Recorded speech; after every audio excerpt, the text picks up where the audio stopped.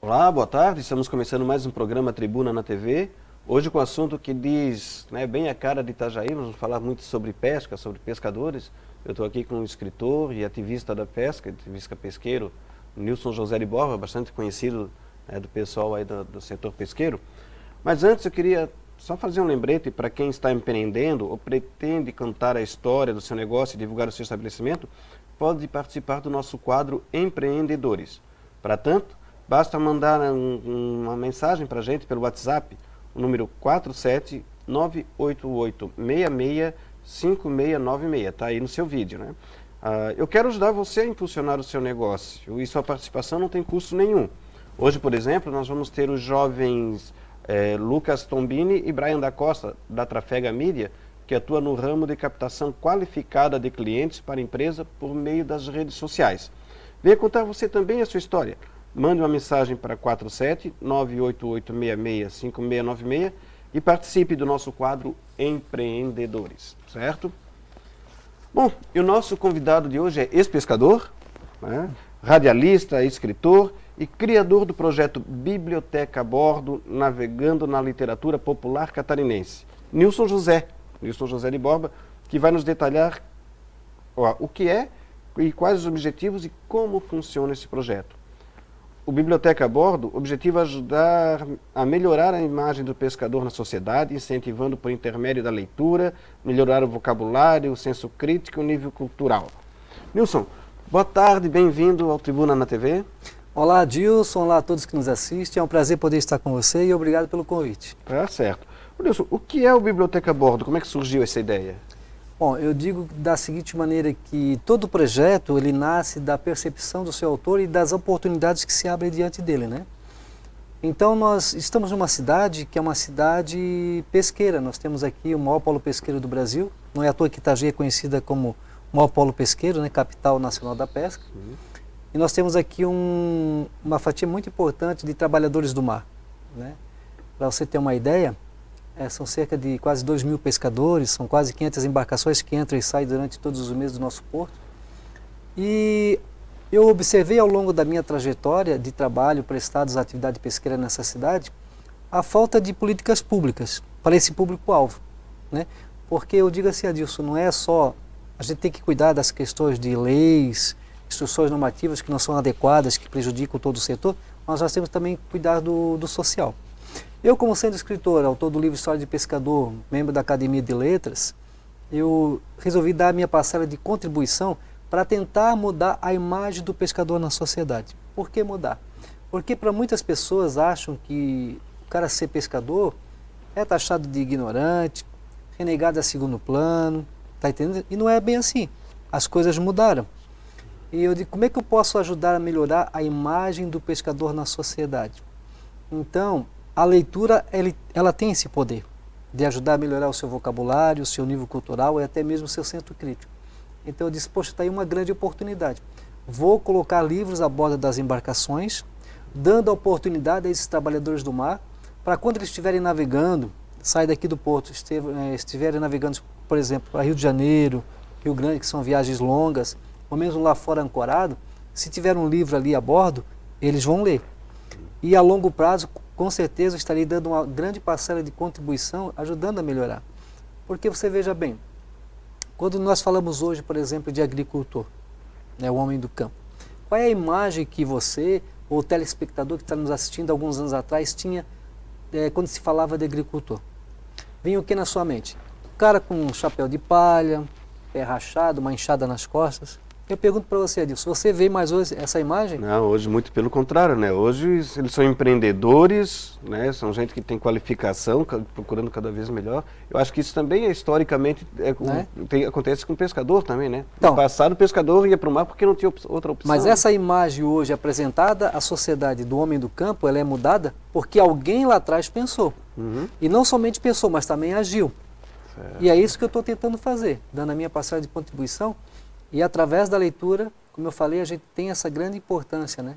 E isso tem dado um fruto muito bom, porque eu vejo assim que as pessoas estão muito animadas, haja vista que a gente tem visitado muitas embarcações, conversado com muitos pescadores, e eles têm uma aprovação 100% por parte deles, não somente por eles, mas também dos trabalhadores que estão em terra. Uhum.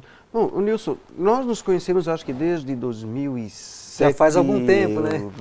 Quando você foi lançar o seu primeiro livro, Histórias de Pescador, depois a gente vai falar mais sobre ele, né? Mas naquela época eu já me lembro que tu já tinhas um trabalho bem focado na questão do pessoal embarcado, se não me engano, um projeto de saúde, não é isso? Porque assim, ó, eu tenho mais de 30 anos de serviços prestados à atividade pesqueira nessa cidade de Itajaí. E como eu falei para você, ao longo de toda essa minha trajetória de serviços prestados à comunidade pesqueira, e observando a falta de políticas públicas aqui em Itajaí, para esse público-alvo, eu comecei a desenvolver alguns projetos. Por exemplo, que você falou, Saúde a Bordo, nasceu lá em 2006. Né? Tem o objetivo de ajudar também na questão da saúde dos pescadores, né? Bem-estar físico e social desses trabalhadores do mar. Por quê? O cara sai para fora, muitas vezes chega aqui debilitado, com problemas, e não tinha uma âncora para eles, vamos dizer assim, para ajudá-los naquele momento.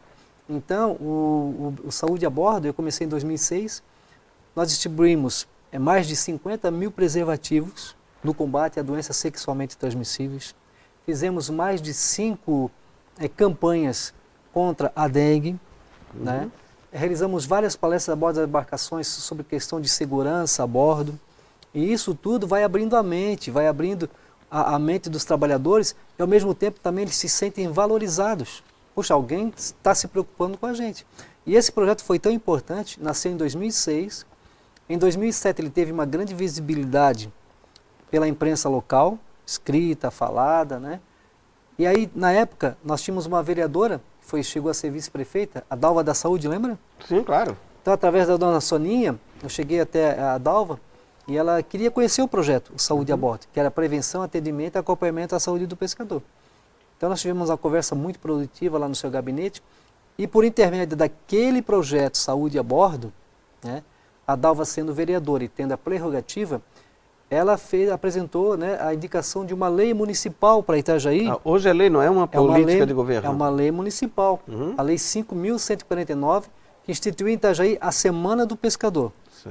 Que prevê justamente ações voltadas à saúde, ao bem-estar social, físico, moral e tudo aquelas coisas, né?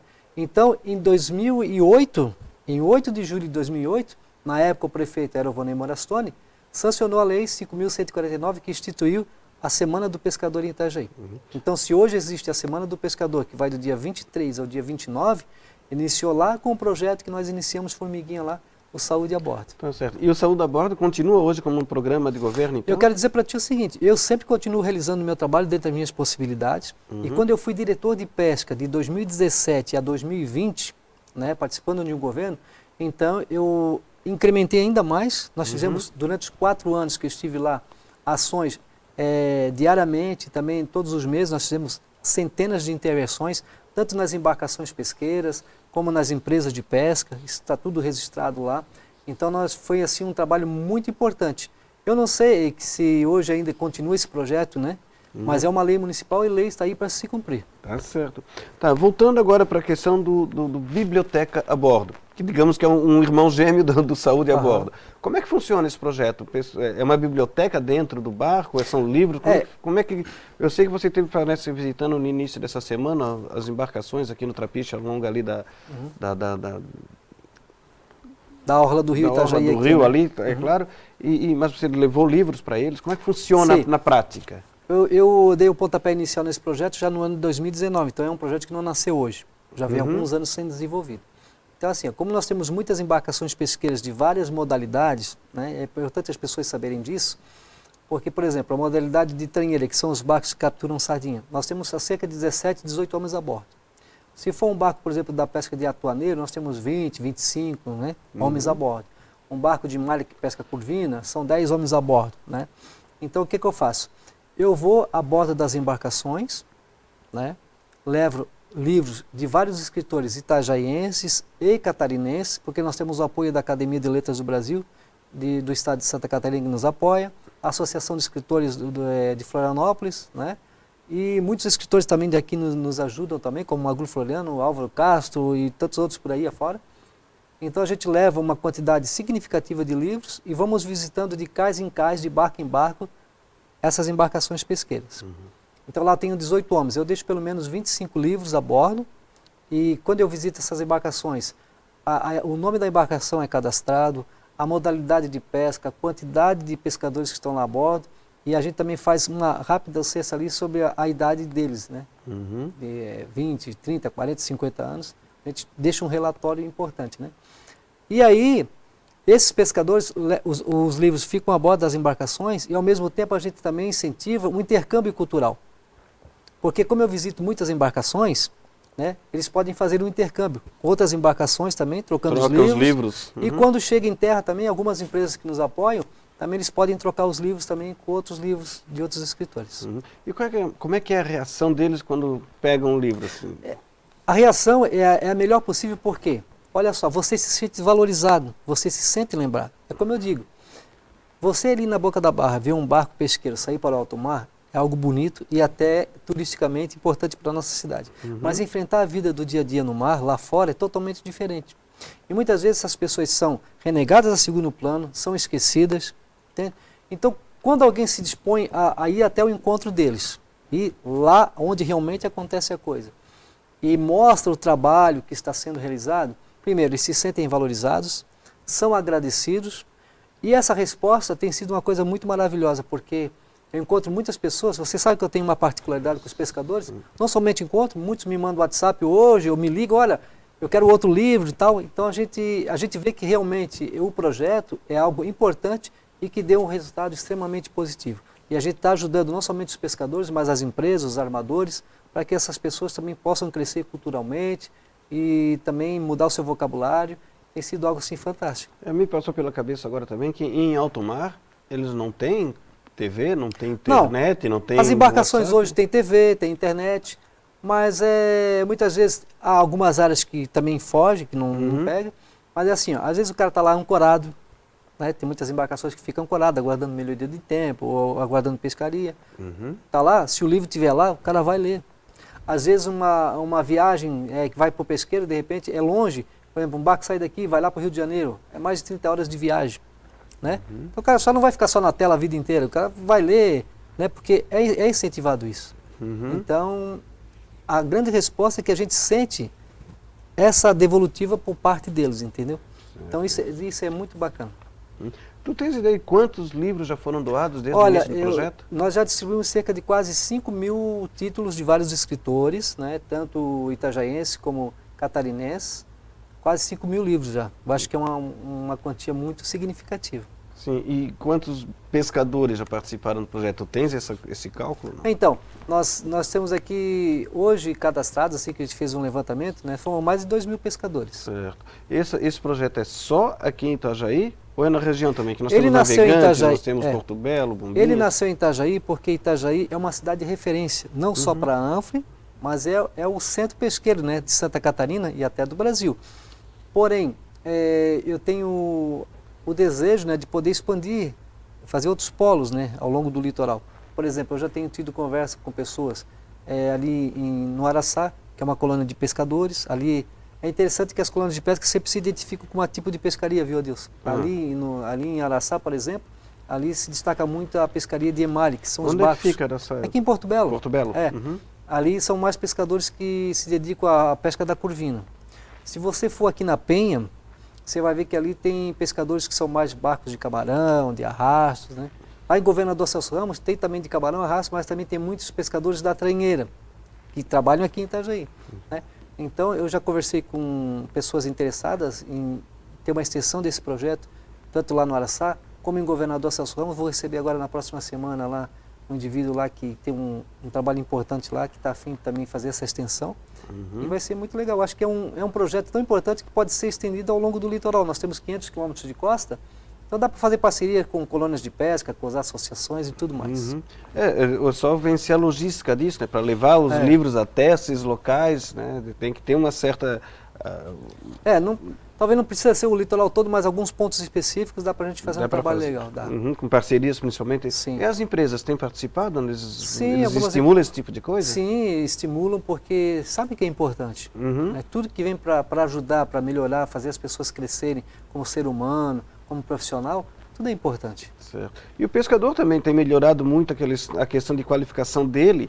Como tu falou no início, antigamente o pescador ia para o mar porque não tinha outra opção. Hoje, geralmente o pessoal já frequentou escola, já é um pessoal mais instruído, um pessoal que lê. Sim, é por isso que eu digo para ti, antigamente as pessoas diziam, o pescador é ignorante e tal, não tem muito legal. Hoje nós temos pessoas formadas em universidade que trabalham a bordo das embarcações.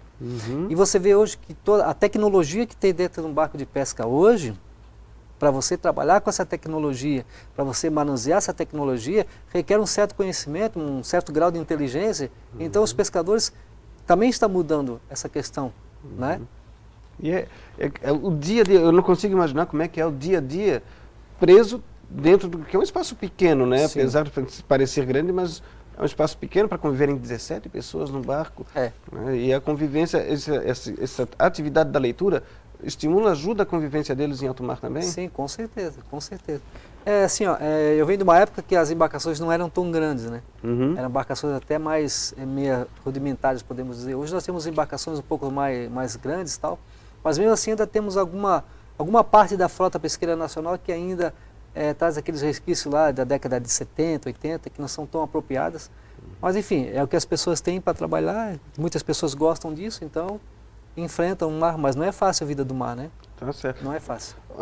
Essa questão da tecnologia, né? Eu me lembro que tu uma vez tinhas um trabalho bastante intenso com a questão da rádio costeira. Ainda funciona a rádio costeira? Ainda a rádio costeira funciona, inclusive até essa semana eu estava vendo que fizeram uma fiscalização lá, né? Tá lá os rádios operadores trabalhando com um local que não está muito apropriado no sentido de infiltração, microfones desatualizados, fios e tal. Até ficaram de fazer um ajustamento lá. Mas a rádio costeira funciona, é um serviço que quando eu fui diretor de pesca eu cuidava muito, porque eu sei da importância que é a salvaguarda da vida humana no mar. Né? Quando nós assumimos lá, nós tínhamos cerca de 1.500 chamadas durante o mês. Quando nós formamos a equipe lá, no primeiro mês nós passamos para 2.800 chamadas, no segundo mês passou para 3.500 chamadas. Então é um trabalho importantíssimo que atende não somente os pescadores, são os grandes beneficiados, mas qualquer embarcação que está em alto mar, seja de pequeno, médio, grande porte, pode usufruir 24 horas. Né? Mas hoje não é mais o único contato do pescador no mar com a sua família interna? Não, não é, porque hoje nós temos acesso à internet, WhatsApp, aquela coisa toda. Mas é um trabalho muito imprescindível porque não é somente a questão de socorro, mas por exemplo, um barco quebrou uma peça, precisa de algum apoio, faz essa logística também com as empresas, com os armadores e tudo mais. Tá certo. Bom, nós temos muita coisa para conversar ainda, né? Nós vamos dar um breve intervalo aqui, mas eu quero conversar ainda sobre o teu livro, né? O Histórias do Pescador, a gente vai falar sobre ele, e também sobre um outro resgate importante para quem é de Itajaí, né? Eu que cresci aqui em Itajaí e vi que é a questão do resgate de um monumento histórico de homenagem ao pescador que tinha lá na Beira-Rio. Nós vamos para um breve intervalo e voltamos em seguida, já com o escritor e ativista pesqueiro Nilson José de Balba. Até já.